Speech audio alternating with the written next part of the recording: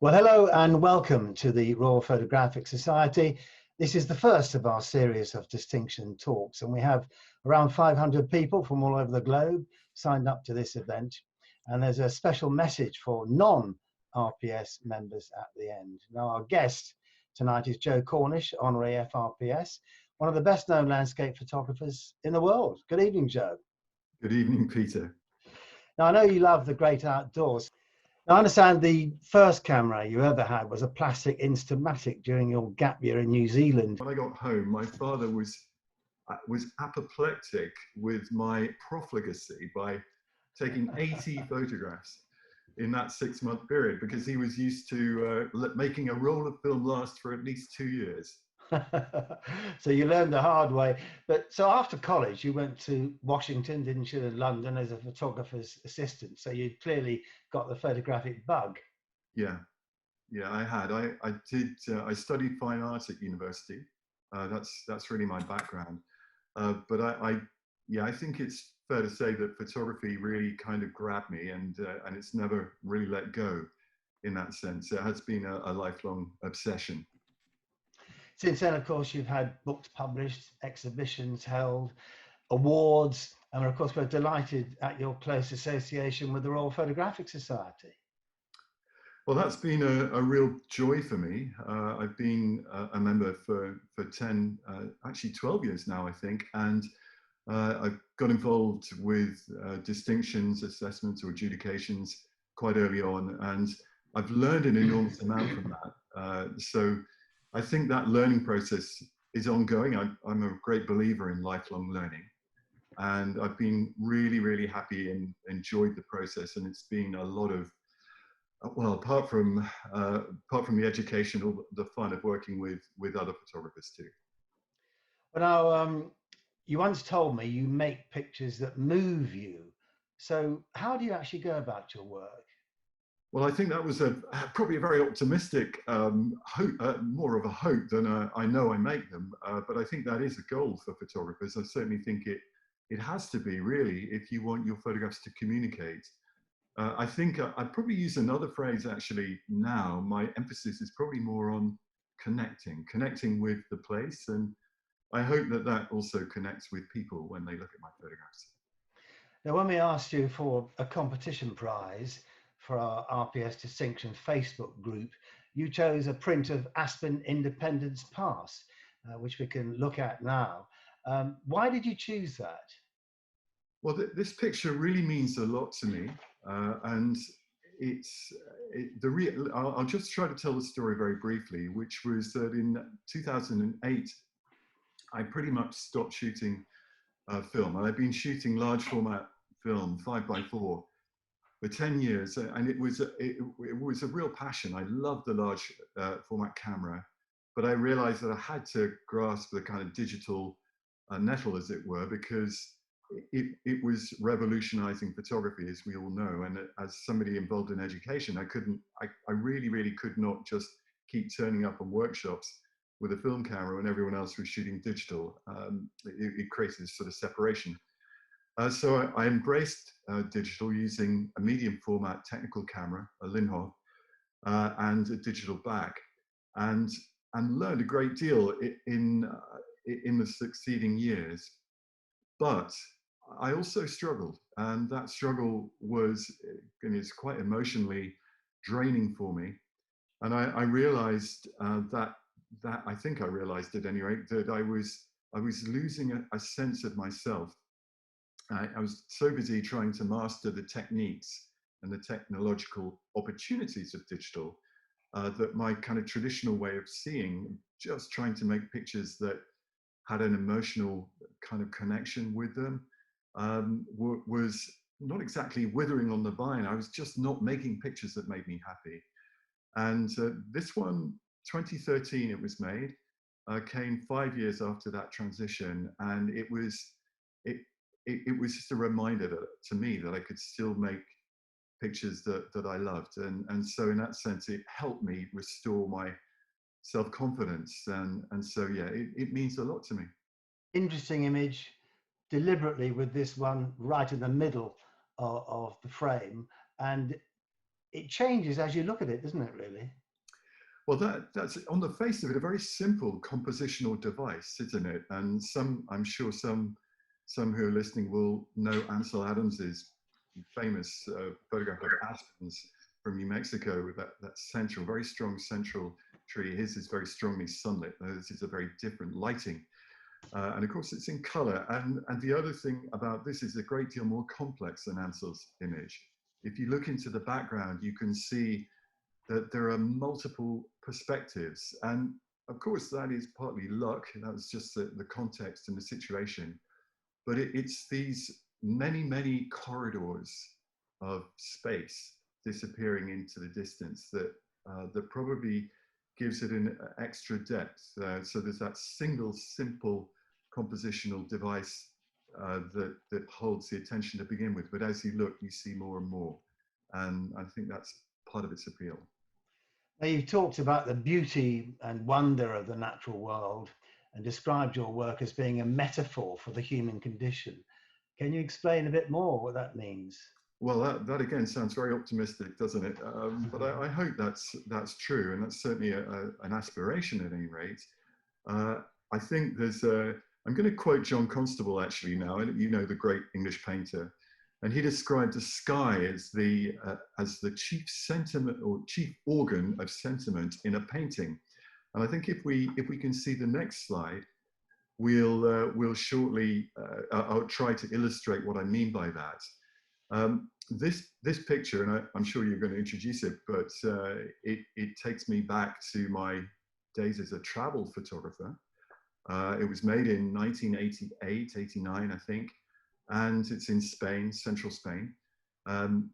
It's very, very moody photograph, very stormy lighting, and I'd like to think that the sky plays a major role here in expressing emotion. And the light is both sunlight and half sunlight and deep shadow. And the combination or the play of all those different elements is, again, what gives it depth for me. And the sky in particular, it's something that for me it's always meant a lot. And I really think the sky is the great abstract painting of nature. It's always changing. It certainly is in the UK. Well, now let's have a look at the next image, which is Mont Saint-Michel, which apparently is similar, but actually very different, isn't it? Well, it is certainly different to Segovia, but at the same time, it plays with a number of similar elements. And you can see this is a very, very familiar, iconic location in France. I believe it's the most visited location in France outside of Paris, and a place of great beauty. And one of my job as a travel photographer was often to photograph familiar and iconic subject matter. And I very much wanted to make a statement as a young photographer in my work. Well, let's move on now to one of your iconic images. It's called Time Flows Rum from Egg. So that's very kind of you to describe it as that. I always think of this as a very private, personal picture because I've not really published it widely, but it's one that's made it with a lot of affection because I love this place. But I guess the reason more than that I love the picture is because of the elements of the round boulder in the foreground, and then also the breaking wave in the distance. So you look carefully at that, you can see that there's a like spindrift of the top of the surf being blown back by a strong easterly wind there. And the energy of the boulder is apparent because of the water moving around it. That's obviously the shutter speed that allows that to happen. I think when we see the next slide. Well, let's see Cloud on the Culin. Well, this is really embarrassing, and I'm kind of reluctant to share it in a way, but it's very hard to avoid because so many photographers I bump into tell me that they know about my work because of this picture and the JCB. Well, that epithet was coined by my dear friend David Ward, who I think was probably chatting with some workshop participants one day, and and I think they actually were in Elgol where this picture was taken in Skye. And he said, "Ah, well, this is the JCB, the Joe Cornish boulder." And So I understand I'm many photographers have come from all over the world, haven't they, to find the JCB? They have, and I've heard stories of almost a fist fight breaking out trying to get the tripod position, which is awful, isn't it? But there we are. What can you do? So where do you get your ideas from? Obviously, you know where you're going, you've got locations, but ideas, how do they come to you? Well, if I could really tell you that, I think that's part of the magic of photography, isn't it? And actually, the ideas for one's photographs come from one's life. All of the experiences that you've had as a photographer through your life. I think Ansel Adams, he's somebody who everybody will be familiar with. And one of my favorite quotes of Ansel's, if I may, I will read it to you because I have prepared it, and I do think it's relevant Please. to this point. "We don't make a photograph just with our cameras. We bring to the act of photography all the books we have read, all the movies we have seen, the music we have heard, and the people we have loved." And I think that's true. And so I could look at a single picture and talk about the sort of sentiment behind it and perhaps some of the compositional elements. But really all those references, all of the memories, everything from your childhood imagination and beyond feeds into your photography, and especially your feelings, your emotional connection with your subject. For me, that's the natural world, the landscape. Now, you mentioned Constable earlier. Some of your images are painterly. So why don't we have a look at Shepherd's Crag, which some people may say is a more familiar type of Joe Cornish image. In fact, you described this sort of Constable phase as your guilty pleasure, haven't you? Well, that goes back to my days as a university student and the fine art department at Reading University in the 1970s. This is a period where abstract expressionism very much ruled the kind of establishment in a way, and traditional illustrative depictive painting was unpopular, I think it's fair to say. And I've personally one of those people who loves to depict and to illustrate the world that I see and to interpret it relatively directly. And so I had a real love for John Constable's work, for J.M.W. Turner, for John Sell Cotman, Samuel Palmer. These are great painters, most of them British, or all British, these names. And I suppose that it wasn't cool to say you loved Constable, right? It was very uncool, and probably, and so I remember going to the Tate Britain. It was the Tate Gallery then. Of course, there was no Tate Modern, and just looking at these marvelous paintings and just being absorbed by them. We can see here a reproduction, The Vale of Dedham, one of his more famous paintings, and in a way, although of course a different composition, you can see many of the same. I think some of the energy of his trees, his skies. This is the man who said the sky is the chief organ of sentiment in a painting, and that turbulent sky gives the image depth. I mean, it's actually wonderful to see this picture now and the trails of rain falling from those clouds, because I've seen exactly the same out of my window here just 10 minutes ago. As always, your composition is spot on. Well, one of the things actually I will say that makes digital a wonderful opportunity for me as an ex-film photographer is that you can keep experimenting while you're with the subject, and that's something that I couldn't do when I was shooting 5x4 film. Every exposure then used to cost me £5. So, for example, with this composition, I'm guessing, but I will probably have made about 15 exposures over maybe a 20-minute period, while the light was really at its most kind of magical. And of all that, this is the only exposure that for me really, really works because of the brushstroke-like quality of the wind blowing through that top canopy. So there's always an element of luck, and it happens to coincide with a wonderful moment with the sky as well. So yes, it worked for me, and I'm very grateful for that. If I shot film, I might well have got that picture, but there's a much lower chance of being able to get it with that degree of refinement. One of the first people to book to listen to you tonight, so he has this image on his wall at home. So it obviously strikes a chord with many people. Now you go all over the world leading trips, so you've got a better perspective really on climate change and nature than most of us. And this next image in particular seems very personal in this regard. It's called Beluga Channel. Beluga Channel. Now, why that name? Well, gosh, this is a big topic.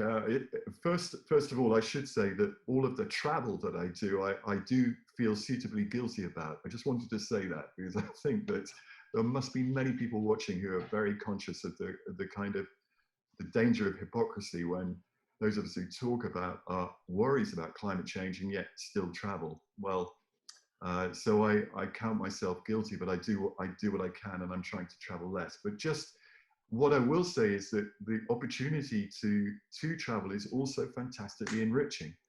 And I've been lucky enough to travel widely to the polar regions, including to the Arctic. So this is in Svalbard, which is a long, long way north of northern Norway, a beautiful mountain archipelago.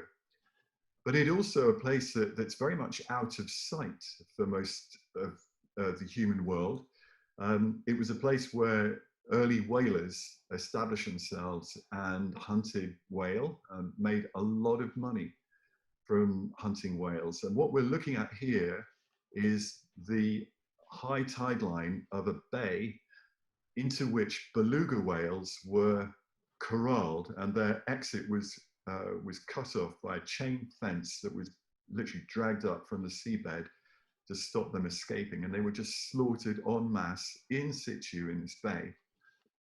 So there are literally thousands and thousands of beluga skeletons evident in just this small fragment that you can see. There's many, many more around the bay as well. And so as somebody who loves nature and who really struggles with the idea of animals being killed at all, but especially the great whales, which after all, among the largest animals that have ever lived on planet Earth, there's something very, very kind of, it really hits you in the heart when you see it. And so this picture is made with a kind of sadness and bitterness and frustration in a way. But at the same time, you want to do honor to the subject. So I've composed it with as much care and consideration as I possibly could. And the interesting thing about it is when you make a picture like this, it's often only afterwards that you see some of the connections that come from your memory. And for me, the connection here is with Edvard Munch's painting of the Screen. Now that is a picture that anyone of my age certainly will be quite familiar with if they're interested in art, because it was a very celebrated painting of the, actually I think it was painted right at the end of the 19th century, but it became very well known during the 20th century. I should say that Munch himself actually made many versions as well using print, and I saw a Munch exhibition in Edinburgh about 5 years ago, and this was a prominent feature. But you look at the compositional elements of them, and while the composition is somewhat different, you can see that the bone at the foreground sort of echoes in reverse the skull-shaped head in the Munch painting.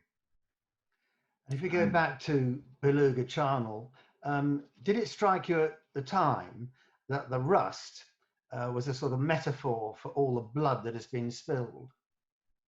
I'd love to say that I did. It'd be truer to say that I realized afterwards, and which is why I've actually reduced the saturation of other colors in the picture, a little bit of green in the background, for example, and slightly brought forward the red of the rust in order to emphasize that connection. But yeah, thank you for pointing that out. Okay, now you've been to Yosemite many times, haven't you, over the years? Yeah. But there's one place in particular that has a certain attraction for you, and you've entitled this image Defiance. So perhaps we can see the image and you can tell us why it's called Defiance. Well, it's kind of curious to me because Yosemite itself is world famous for its incredibly spectacular scenery. I mean, it's almost a place of myth, and especially if you're a rock climber, which I do a little bit of. And yet, of all the photographs I've made there, I think this is my favorite and the one that means the most to me personally. The Defiance is because, in a way, I feel that the picture expresses something about the cycles of life. You have the kind of two main protagonists here would be the dogwood rose on the right, which occupies a big part of the image, obviously, and then this stump of a tree, presumably struck by lightning, on the left-hand side. And the dogwood rose seems to be to me to be defying the old snag of the lightning shattered stump there, and that's really the reason for the title. If you look at the top of the sapling of the rose, you see it sort of curls over almost like a sort of cobra head, and yet everything's very soft. So there's a lot of complexity about it, in spite of the fact that the idea is relatively simple. I was quite aware of the kind of symbolism of it as I was making the photograph, and the way that I worked on the raw file is all just designed to enhance that feeling. And of course, it wouldn't be the same image without the mist. No, the mist is hugely helpful. I think anybody, and I'm sure we'll come to this later, we're going to talk a little bit about woodland, but woodland, I think a lot of us will associate walking in the woods with misty conditions, which is an ideal time to go into the woods with your camera. And that's because it simplifies what we see. And it allows what is in the foreground to sort of stand forward rather than being lost in the complexity of woodland, which is a natural state of woodland, to be very complex, obviously lots and lots of different textures, colors, lines, and so on. But the mist here allows all of those dogwood roses to kind of float on the air, and to be like little points of light, which I feel is a very optimistic kind of note as well. And that is in contrast to the mist itself, which you could argue is somewhat more kind of not depressing, but has a kind of emotionally has a darker quality to it. Yeah, it's a lovely image, and a very different sort of image of Yosemite to the sort of image most people take. The next one actually is more traditional, isn't it? So let's have a look at that one. Bit more Ansel Adams-ish, shall we say? Well, yes, yeah. You could even say it's a homage of sorts to Ansel Adams. I'm sure again there will be many people watching who are familiar with Clearing Winter Storm, which is one of Ansel's most famous, one of his most famous pictures, and that was shot from this same place, which is Tunnel View, so called. I can tell you that if you were to stay at Tunnel View car park for 8 hours a day or 12 hours of daylight or whatever a day, you probably see 150 coaches stopping at least. That's no exaggeration, and literally thousands of people getting out and making photographs. And there's probably tens of thousands of photographs made of Tunnel View every day. So it's obviously very difficult to do something that's really distinctive and your own. And after all, this is a gigantic landscape. I mean, these cliffs are huge. The El Capitan you can see on the left there, that's nearly 3,000 feet from the valley floor to the summit. And actually it's just, I mean, it's breathtaking. I was very, very lucky, I would say, to be there on a day when it was stormy. So this is actually a gathering storm rather than a clearing storm.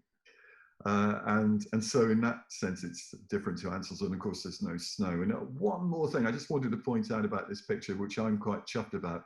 If you look at clearing winter storm, you can't see Half Dome in the far distance because it's concealed by clouds, whereas in this picture you can, if you look carefully. So I've got one further layer back than even Ansel Adams managed. So you need a bit of luck, but also preparation. I mean, as you know, lots of photographers go to the same place and they don't take the same image.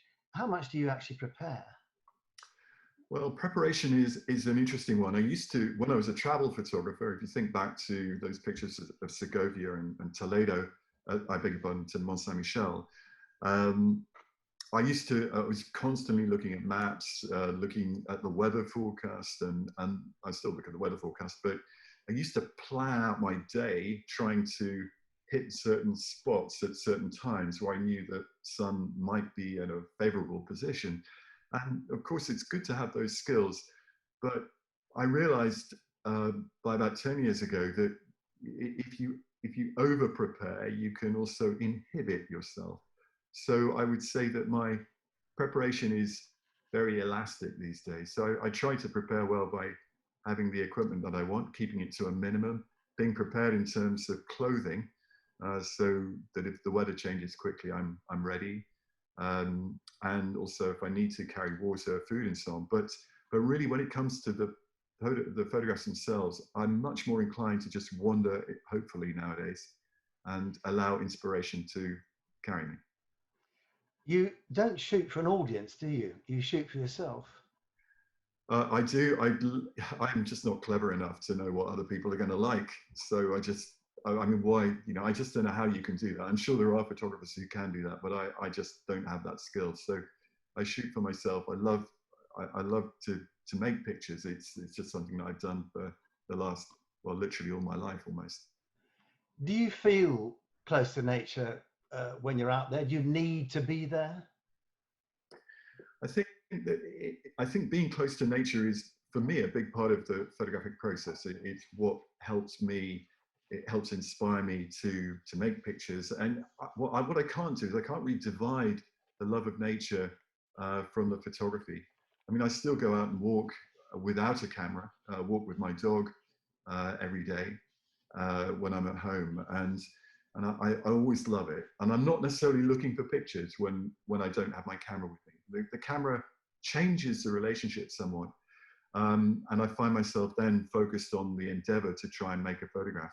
But what I do want to do is to reflect that sense of connection with the place in the photography. So I don't always do that, of course. I don't always succeed, and I don't always make photographs, but that's the goal. Does the landscape still surprise you? It does. I think it is very familiar, especially at home. And I think in a way, one of the joys of traveling from time to time is it gives perspective on the beauty and wonder to be found at home. So at the moment, of course, I'm at home all the time, as we all are. And when I do my daily exercise, walk in the woods, everything's starting to become very familiar. Not in a bad way, I mean, in a good way, in that I can remember, the next you come around a corner, you're going to see a certain tree or set of trees, maybe a bank of bluebells or whatever it might be. But every day is also different because the light is different. And so with that familiarity becomes, there's a greater depth of appreciation for the changes, the small and subtle changes that we're seeing. And so that's great. But when you travel, then you see the breadth and the incredible variety of planet Earth. And that then helps you to understand your own landscape better, I think. Thinking back to Beluga Channel, now you've seen what you have seen, in other words, what mankind is doing to the planet, do you feel a greater sense of responsibility? Well, that's a really interesting question. I'm struggling to answer it, mainly because I think that the individual decisions are certainly very, very important. Ultimately, changes that need to be made politically have to be made at that level politically. But I also see that political change only comes with grassroots pressure. So it's individual decisions made by all of us, and political lobbying perhaps sometimes, or writing to your MP, things that you care about, and in the way that we act and behave ourselves, how we treat the natural world. All of that does matter. I think, I mean, I would love to feel that my pictures can play a role in inspiring a sense of hope and wonder as well, because that's, for me, what they do. You know, seeing the natural world and seeing its tremendous resilience and beauty in spite of what we've done to it does help to keep me hopeful and optimistic. But I'm also very conscious of the fact that we haven't perhaps much time left to turn the ship of civilization onto a different path. And the scientists are telling us that very regularly now. And I think it's very, very important that we pay attention. Now, we should mention the new RPS Distinctions Landscape panel, which of course you chair. And we're hoping to have the first assessments in October, virus permitting. And the definition, if I can read this: photography that illustrates and interprets Earth's habitats from the remotest wilderness to urban environs. I should think you're looking forward to that, aren't you? I am. I really am. Well, it's a big responsibility, but it's exciting, and I just hope that we'll have some exciting contributions, and I'm sure we will. Okay, well, let's thank you very much for that. Let's have a few questions now. The first one comes from Roy Morris in Eastbourne, and he wants to know, Joe, about composition, particularly in woodlands. He says, now, given how difficult it is to keep things simple and to isolate, what tips have you got? You make a very interesting and important point about keeping things simple. Well, the fact is that there's only so much simplicity possible with a woodland, because the textures of a woodland are almost always very complicated. However, the way you approach composition can help for sure. And you'll see in this first example, there's a tree, in the foreground, and then two trees either side of it, and then a certain kind of recession. And in a way, it's a simple concept compositionally. And yet the lighting is very harsh. So it's quite difficult, but it is backlighting. The backlighting helps here because the background itself is relatively dark. The backlit leaves do become I think a very attractive kind of textural element.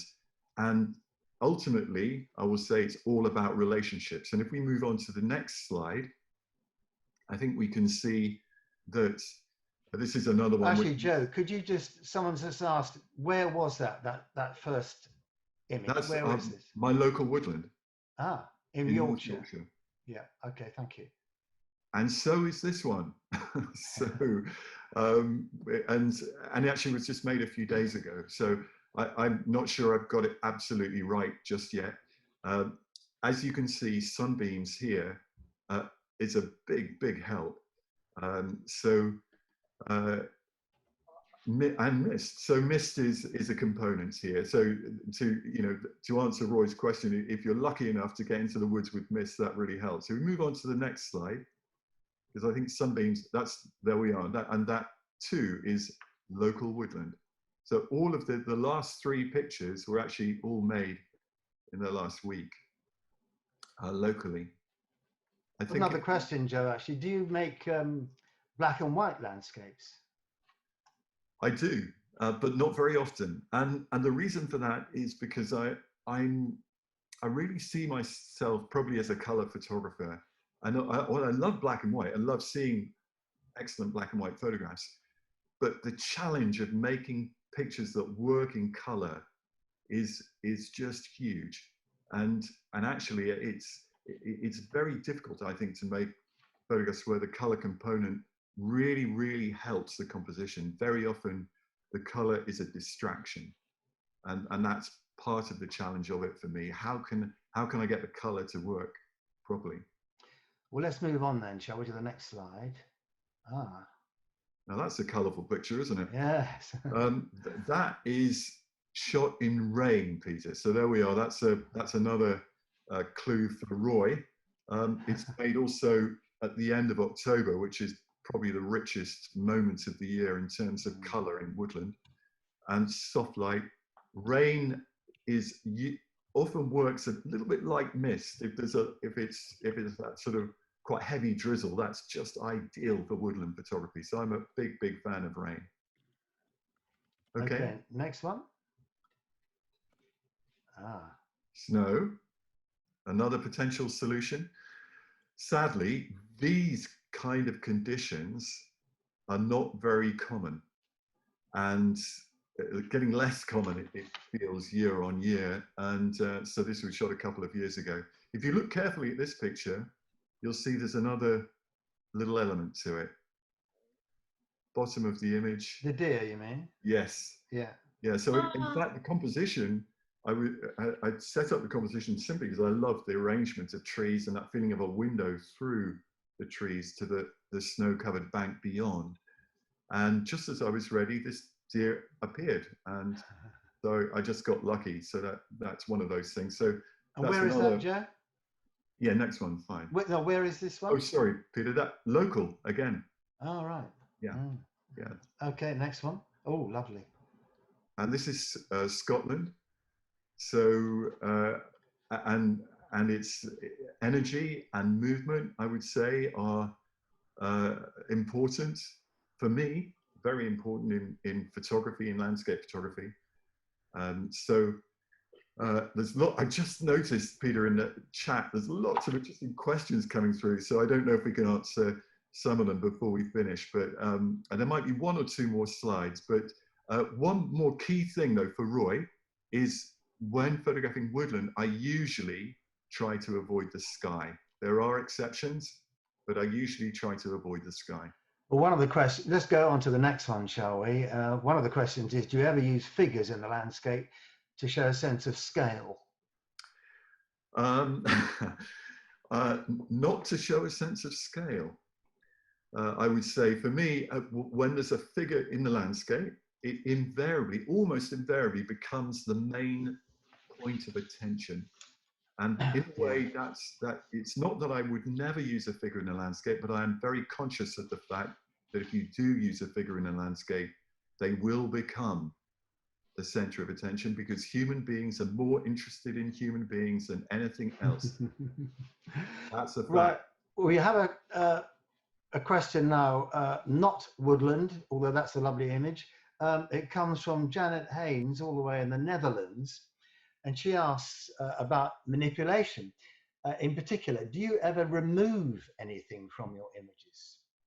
You've spoken about truth before in photography, so be honest. You know, truth is an impossible thing in photography. After all, a photograph itself is not the truth. It's always going to be a framed interpretation of the world. But the interesting thing about it is that we have this illusion of connection with reality. So I'd say rather than truth, let's call it reality. And I just would like to try to answer Janet's question very directly. 99% of the time, I don't remove anything. So I'll use the magic healing brush to remove dust. Hopefully that's allowed from the sky. But no, in the landscape, if there's something in the landscape that strikes a kind of difficult note, I will usually try to keep it because it's there. And I see that the eyewitness tradition for me is still quite important. I've got many photographer friends who are very comfortable changing the facts, because for them, their photography isn't necessarily about being an eyewitness. It might be more of an interpretation, if you will. But for me, the actual, the physical facts of what's in front of the camera at the time are important. So that will include, you know, pylons, telegraph poles, and, you know, even white vans if they're somewhere in the far distance. So I don't remove them. Having said that, if I love the picture and I feel that the balance is being destroyed by those elements, then I might try to locally adjust that part of the picture by reducing contrast or taking the whites down so that it doesn't dominate the interpretation of the image. I don't know if that makes sense, but that's my philosophy. I said 99%, and that's because you should never back yourself into a corner. There will always be exceptions. Very wise. Stuart Wall from Lincolnshire says this: even though I'm a contemporary documentary photographer, so much of what you said tonight has felt familiar to me. Is it reasonable to state that your approach to landscape photography could cross boundaries into other genres of photography? Well, I'm going to use that question and I'm going to turn it the other way around, Stuart, so I hope you're okay with that, because actually, rather than, I mean, I'm delighted if that's how it seems, but I would say that my own photography has been informed by other genres of photography. And actually part of that is as a result of my experience on distinction panels with the RPS, because covering travel and professional and applied in particular, we relatively rarely see landscape photography. It's mainly of people, street photography, it can be portraits, any number of different genres of photography. And one of the things that I discovered from once being on the judging panel of an open competition for the society was that landscapes really struggle in open competition. And it goes back to that issue of the figure in the landscape. Human beings are more interested in human beings. I mean, I'm stating this like it's a fact, but it's just my opinion, I suppose. Are more interested in human beings and animals than they are in the background. And I photograph the background. But the great thing is that by looking at, for me, by looking at wildlife, portrait, street photography, I came to realize that body language, behavior, facial expression, energy, gesture, all of the elements of life are what make pictures interesting, and how well the photographer conveys that sense of connection with their subject through their acute observation, their critical observation of what they're seeing. And as a landscape photographer, I've tried to take on board those lessons to see the landscape in terms of energy, of gesture, of body language, and even of facial expression through the relationship of objects and forms and space and textures and colors in the landscape. That's essentially the learning. It sounds quite complicated, and in some ways it is, but if you see the landscape as being alive, you know, as a theater of life, then it makes it a great deal easier to connect with it and to see its life force. And so I've been lucky in that sense, I think, to have my work informed by other genres. And if, as it were, the things I'm saying connect with other genres, I'm very happy about it. Looking ahead, what have you got left to achieve? Well, I don't really measure my life in that way. I think that I just feel very lucky to do something that a lot of people would love to do. That is to, you know, to pursue their passion, and occasionally actually earn a little bit of money from doing it. And I've been able to do that for you know, for getting on for 40 years. So in a way, that if we measure our lives by achievement, I suppose that's been an achievement for me, just to be able to put food on the table for my family. I feel that what I'm really interested in is trying to help other people. I mean, we have a gallery locally, and so we have many other photographers that show there. So I will feel I've achieved something, perhaps, if I can help others to achieve their goals and aspirations. But I do very much believe in collaboration. I think that we can all achieve far more together. It might sound like a political cliche. It's certainly not meant to be a political statement. I just think it's true that that as groups, as community of people who, in my case, wanting to do the right thing for nature, reaching out to others who I know have that common cause, is much more effective than working in isolation. So that for me would be an achievement if I were able to do that. Well, that's a nice way to end our conversation. Joe Cornish, Honorary FRPS, thank you so much for your time and all those fascinating insights into your working practice. It's been a pleasure to talk to you. And thanks to everyone who's been watching tonight. And for anyone who's not an RPS member, who's attending Joe's talk, I'm pleased to say we can offer you a 25% discount on membership. So if you are interested in joining the RPS, then please email a contact number to membership@rps.org and we'll get in touch with you. So that's membership@rps.org. Now, in the next few talks, we have Will Chung next week. He, of course, is editor of Photography News. And speakers after that include Iñaki Hernandez-Lassa, FRPS. He'll be talking about his fellowship panel in architectural photography. That's the Guggenheim Museum. And then, of course, we have the well-known travel photographer, David Noten. So I do hope you can join us then. But from all of us here at the Royal Photographic Society, good night.